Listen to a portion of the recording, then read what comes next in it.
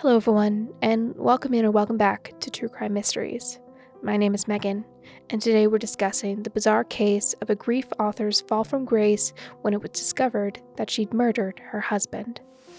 But before we start, just a quick reminder that helps keep the lights on is that if you enjoy the content and want to support the channel, the easiest way to do that is to throw the video a like, share it with friends, and share your thoughts down below when the video's done. It really helps to grow the channel and is always appreciated.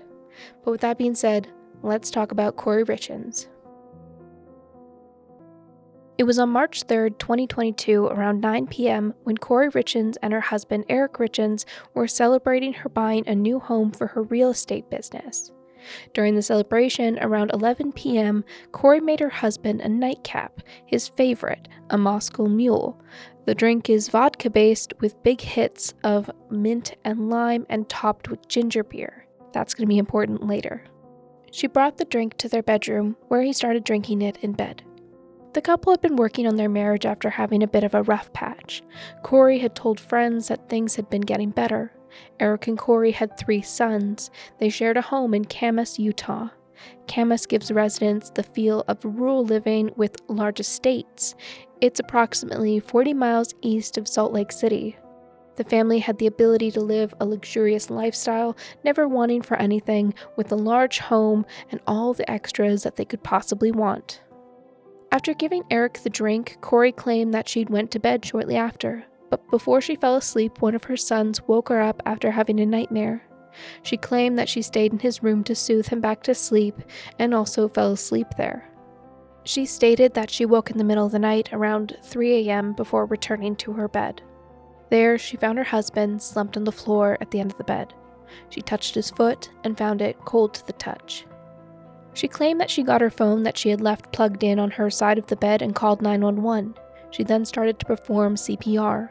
First responders arrived attempting to revive Eric, but he was pronounced dead at the scene. This is the story that Corey Richins told police when they interviewed her. The autopsy would show a different story. When the toxicology report came back, it revealed that Eric Richins died from a fentanyl overdose that was 5 times a lethal dose. The medical examiner would report that the fentanyl had been orally ingested, which was noted as unusual. Law enforcement interviewed Corey. In the interview, the detective would inform Corey about the fentanyl overdose. In the interview, Corey was adamant that her husband didn't do drugs. The detective conducting the interview would also say that they were starting to look at how the drug got into his system and that they would need to search the house for all electronics. During the interview, they also seized Corey's cell phone, which she had just brought. Here are some snippets of the transcription from that interview. Corey Richins: he doesn't do drugs. Detective Woody: we're going to go check the house. We want to make sure there's nothing there because this is super dangerous. It's dangerous for you, it's dangerous for your kids. Later in the interview, Detective Woody: it's kind of odd that there was nothing there that we saw. I don't know if you were trying to clean it up so he wouldn't get in trouble, or this didn't get out. So we also have warrants for all electronics, so that in case you ordered anything on the phone, if you tried to keep us. Corey Richins: is it cut crack? Like it's... Detective Woody: it's fentanyl. It's a pretty deadly drug. It's something that's not... It's becoming more common. Then the interview ends with them leaving with Corey to go search the house. Police would start to investigate the death as suspicious, possibly a homicide. Not every overdose would be suspicious, but Eric was not known to have a drug problem, and everyone who knew Eric knew that he loved his family very much, and he had every intention to stay a part of that family. The family home was searched, and the electronics, including Corey's phone, were taken into evidence. But who is Eric Richins? Eric was born on May 13, 1982. He was 39 when he died.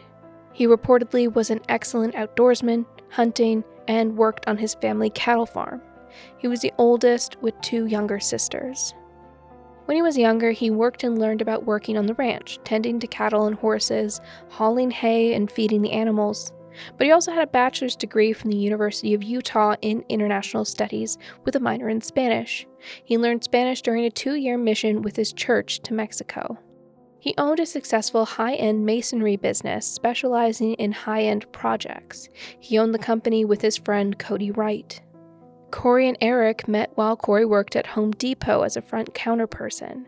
They got married in 2013 in a backyard wedding at the home they shared and welcomed 3 sons, aged 10, 9, and 6 today.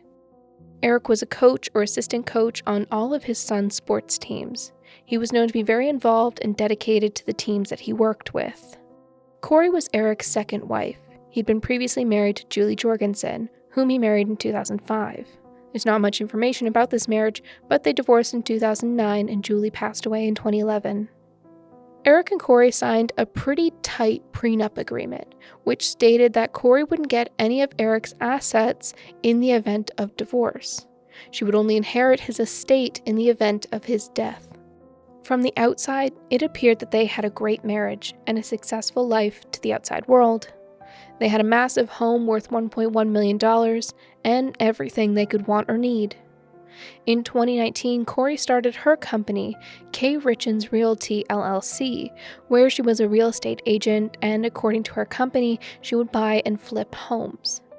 Future findings would show that she was constantly losing money with this venture. Financial records would begin to paint a picture of just how unsuccessful Corey was with money. After Eric's death, it would come out that Eric had talked to his family about wanting to divorce, but he planned to stay in the marriage for the kids.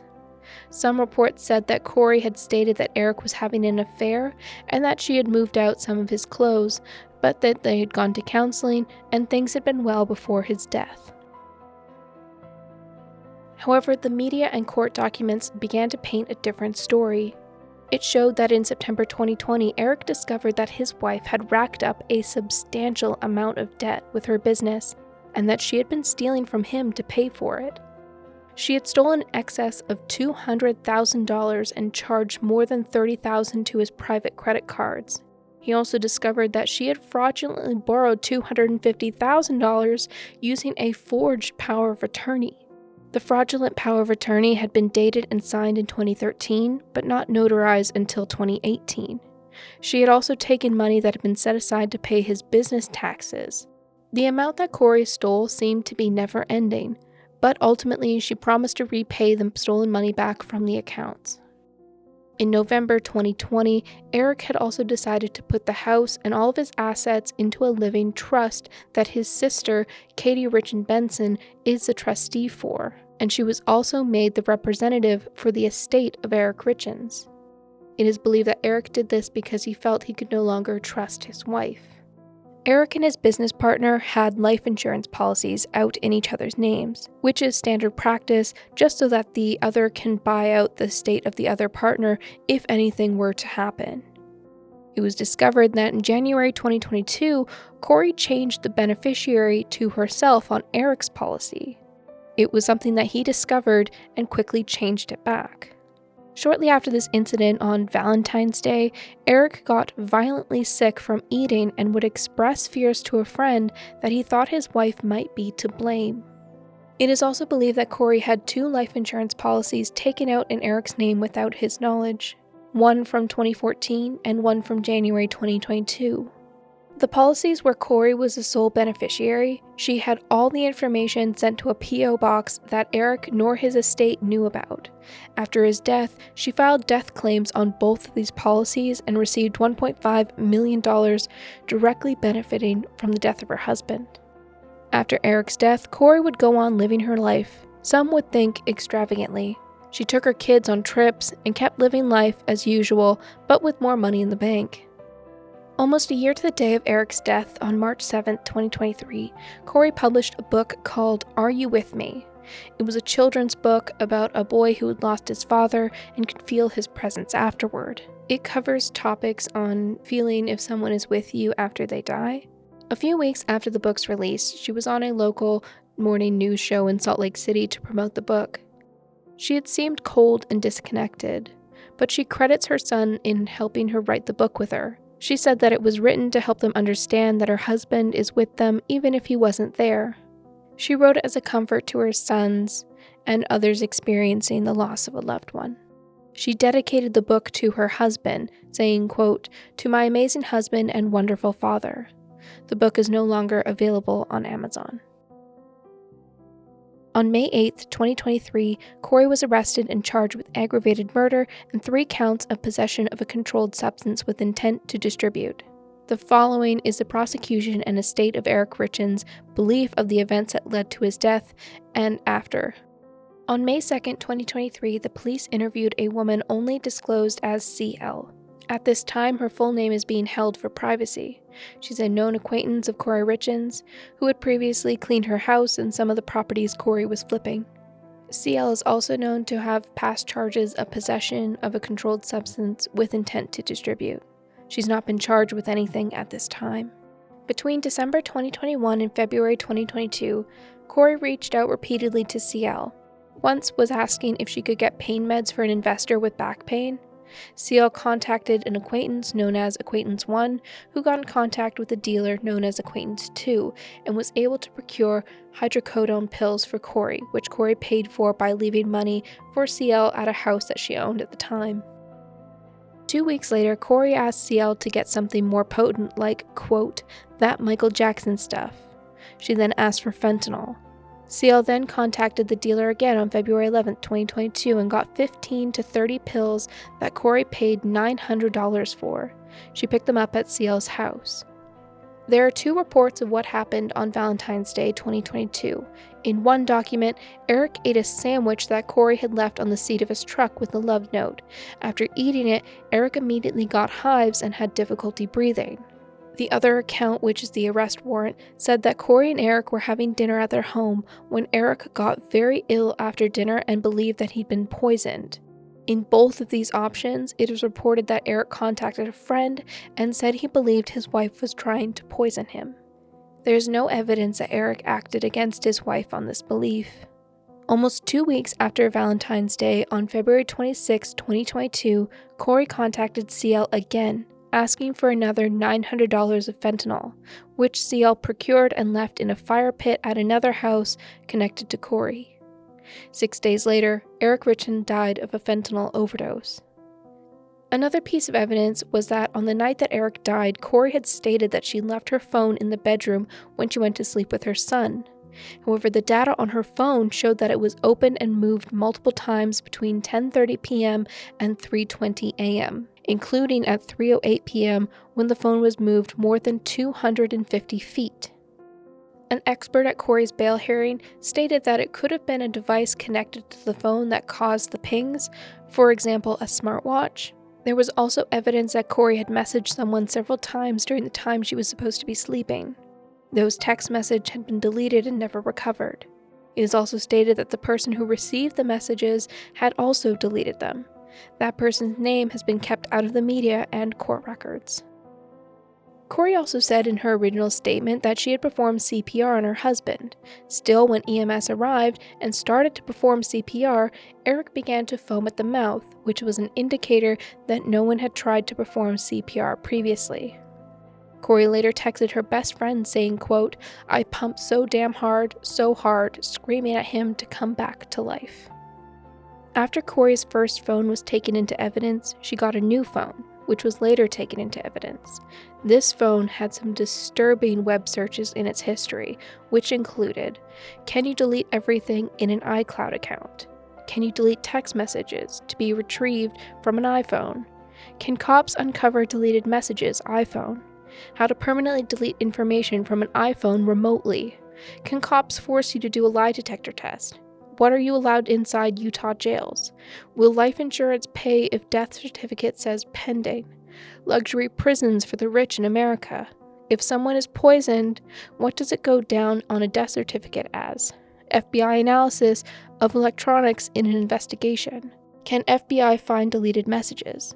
What does FBI do with electronics for searches? Can the cause of death be changed on a death certificate? What is considered a lethal dose of fentanyl? Before being arrested, investigators had asked Corey if she'd taken any vacations. She responded in an email, quote, you asked about any exotic vacations. I have taken since Eric's passing. I went on 2 trips last year. 1, my kids tried out for a soccer camp in Salt Lake City to qualify to play in Spain in June, and both my kids made it. So yes, I took them to Spain in October 2022. I've attached their invitation letters. Another message read, quote, "I took my kids and my mom came with us in August of 2022 to Mexico. As I hope you understand, the months prior to this since Eric's death have been hard to deal with." She also went on to talk about how she and Eric went to Mexico every year, and that they hadn't gone this year because Eric went on a hunting trip in January instead. On June 12, 2023, Corey Richins had her bail hearing. She could be seen in a white blouse and dress pants and handcuffed in the courtroom. She'd been wiping her eyes with no visible tears and seemed sad while evidence was given, and she was held without bail and awaiting trial. Eric's sister Amy gave this impact statement. Dear Judge Mrazek, I'm here today to represent my brother, Eric Eugene Richins, whose life was taken in a senseless act of poisoning on March 3rd, 2022. His wife, the defendant, has been accused of committing this crime. If she is found guilty, she has committed the ultimate act of betrayal. Eric is gone, and I am brokenhearted. He was my best friend and protector. The feeling of loss is so great it is visceral. And with the sorrow comes a wave of panic at not being able to see him again. I can never talk to him, never hug him again, and never more be a part of his life. Eric's world revolved around his family, his love for hunting, the family cattle ranch, and his intense drive as a successful entrepreneur. Being born into the Richins legacy shaped Eric's formative years and resulted in a lifetime of hard work, dedication, and fierce loyalty. At an early age, Eric learned the joys of keeping horses and cows around. He spent countless hours helping our dad work the ranch, hauling hay, feeding the animals, and mending fences. He loved our family unconditionally and was a devoted son, brother, uncle, and father. Eric was a family man who always strove to be the absolute best father and husband. He was an attentive and loving father to his 3 sons and a devoted husband to his wife of almost 9 years, Corey, the defendant. Eric did absolutely everything in his power to provide his family and his 3 sons with every possible opportunity to learn, grow, and have fun. He was the coach or assistant coach on all his boys' teams, which included soccer, basketball, and baseball. He spent countless hours coaching and teaching the boys to play aggressive and give it their all. Eric truly cared about every single child he coached and wanted the absolute best for all of them. There was never a dull moment when you were around Eric, whether it was him showing up to a family dinner with no socks or the sleeves torn off of his shirt because he had to make an emergency bathroom stop along the way, or his calling to tell you he rolled the 4-wheeler for the upteenth time is stuck and he needs you to come get him. It was never boring. Eric loved to have fun and always wanted to make sure everyone else did as well. He owned almost every motorized toy possible, from 4-wheelers and side-by-sides to trucks and snowmobiles, and was so excited to share those with his sons. He had the perfect combination of business sense and foresight. He built a very successful masonry business from the ground up and helped many friends do the same. He had a special ability to build close relationships with everyone he worked with, which really allowed his business to thrive. Eric loved every aspect of his job, but most of all, he loved the people he worked for and those he worked with. Eric faithfully supported organizations that he truly believed in. He never was one that wanted recognition or accolades. He did most things anonymously and without recognition. Eric was a true champion of all people. It did not matter if you were an employee, friend, family, or the next random person walking down the street. If you needed anything, you could count on him. He truly cared about each person he met. Eric loved fully, laughed loudly, and lived life with reckless abandon. He enjoyed great adventures to far-off places, but also cherished the small and finer things in life. No obstacle was too great for Eric. He simply viewed each one as a challenge. No peak was too high, and the next adventure was always just around the next bend. Words cannot describe the loneliness and loss that is felt in every heart that was lucky enough to know him. Eric was such an inspiration and role model for us all. His loss has created a Grand Canyon-sized hole in this community. Except instead of taking millions of years to slowly form, our worlds change overnight. His 3 boys' entire worlds and their perspectives on life changed. None of our lives will ever be the same. Eric died under horrendous circumstances. I am tormented at the thought of what he endured. I play it out in my mind. I go through the terrible sequence of events. I wonder when he realized he was in mortal danger.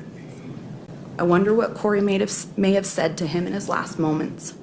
How long was he conscious, knowing he would die? Where were Eric's boys when all of this happened? Did they hear Eric's body fall to the ground? Did they catch a glimpse of their father taking his last breath? It's torture to think of. Why did Eric lose his life? Why did the boys lose their father? Was it because of Corey's greed and desire to get life insurance and other assets? If so, that is abhorrent.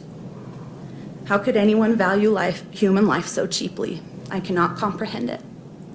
I'm overflowing with grief and pain at the thought that Eric meant so little to her. If Eric had died because of an illness, he would have been cared for. He could have looked after him and been with him. If he had died because of an accident, people would have tried to help. There would have been kindness. But there's no comfort to be had here. There's no consoling thought in the way Eric died. In his last moments, after being intentionally poisoned, he was faced with betrayal and terror. The thought of it is unbearable. I am haunted by the horror of it. This last year has been a living hell for our family. We have watched as Corey has paraded around portraying herself as a grieving widow and victim while trying to profit from the death of my brother. Both by trying to profit from a book about his death and trying to get life insurance and assets that should go exactly where Eric wanted them to his boys. Immediately after Eric was killed, Corey told us she could not help us get anything ready for the funeral as she was too distraught with grief. We shortly found out that was not true at all. In fact, she pulled herself together enough to go close on the purchase of a $2 million home, hire a real estate agent, hire an architect to create CAD drawings of the home, hire a lawyer in order to file a lawsuit on Eric's trust, hire a locksmith to come break into and clean out my brother's safe, and attempt to have Eric cremated.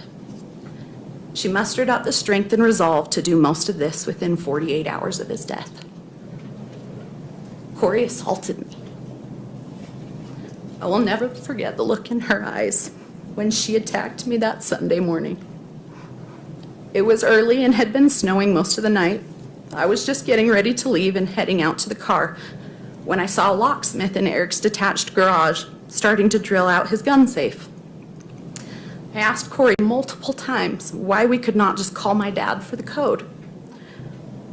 I could not understand why she was breaking into and ruining Eric's safe.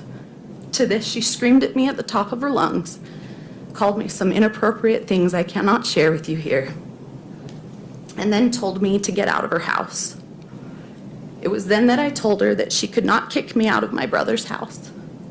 My sister Katie was now the executor of Eric's trust and estate, and just like Eric, she would not want the defendant breaking into his gun safe. Corey looked at me with pure hatred and rage. I was messing up her plan. I was getting in her way, and because of that, she attacked me. She punched me in the face and neck multiple times. It took 4 people to pull her off me that day. Before the funeral, Corey opened a bank account and asked everyone that was grieving to send her money instead of sending the family cards and flowers. It was not even 2 weeks after Eric's passing that we were told she had taken down all but one photo of my brother and removed all his clothing from the house. Corey put together a golf tournament in Eric's name 2 months after his death on what would have been his 40th birthday and told his family, all of us, that we were not allowed to attend. Since Eric's death, it has come to our attention that Corey took out multiple life insurance policies on Eric without his knowledge. It appears that she forged his signature on various documents, assigned herself as Eric's durable power of attorney, inappropriately diverted money from his business to herself, and assigned herself as beneficiary of Eric's portion of our mother's retirement account. I should also not forget to mention the multiple life insurances she has taken out on the boys. Her most recent business venture was authoring a children's book about how to help grieving children cope with the loss of the death of a parent. In this book, she had the audacity to use the boys' real names and even use their last family portrait. Her behavior gives me great concern, as she has exploited the boys for money and will likely do so again. In addition, Corey has weaponized Eric's children, manipulating my dad to do or not do things by threatening to cut him out of their lives if he did not capitulate to her demands. She similarly deprived the boys of contact with myself, my sister, and her daughters, unless we agreed to give her the money in Eric's trust. Money that Eric wanted to go to his 3 children.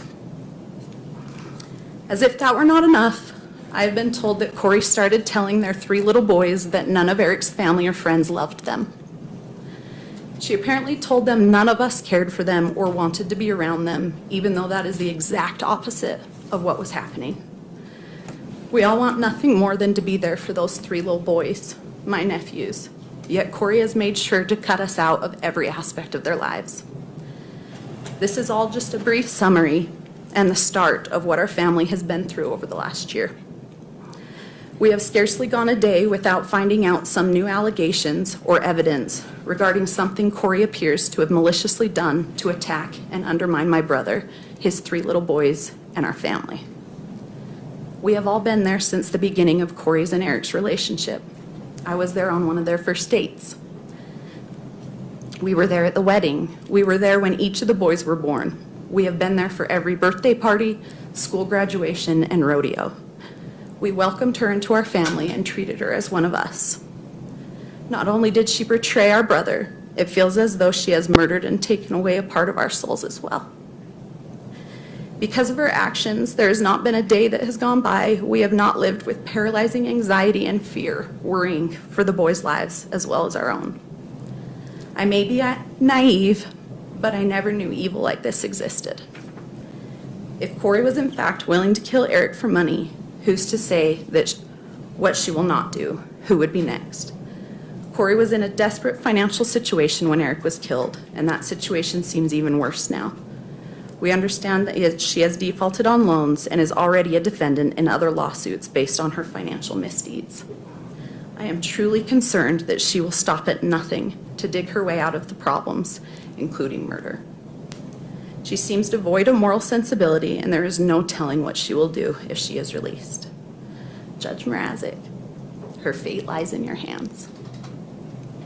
Please do not allow Corey to use the fraudulent life insurance proceeds to get out on bail. That would be morally reprehensible. Please do not allow Corey to take advantage and make a mockery of our justice and legal system anymore. She has done enough. Please do not allow Corey to hurt Eric's memory, our family, friends, and community anymore. We have been through enough.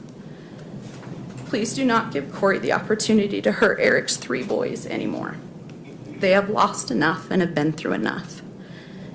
Since Eric's death, we have learned and unfortunately are continually reminded that Corey is desperate, greedy, and extremely manipulative. If she gets out on bail, I will be afraid not only for my own life and those of all of my family, but most importantly for the lives of Eric's 3 sons. Our family has already suffered enough. Please do not let Corey out on bail where she will be a risk to do further harm. Please protect what Eric put his life on the line for. His 3 boys.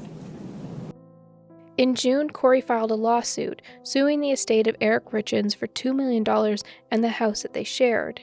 Eric bought the house in 2012 before they got married without Corey and never added her name to the house. He had also added the house to his living trust in 2020.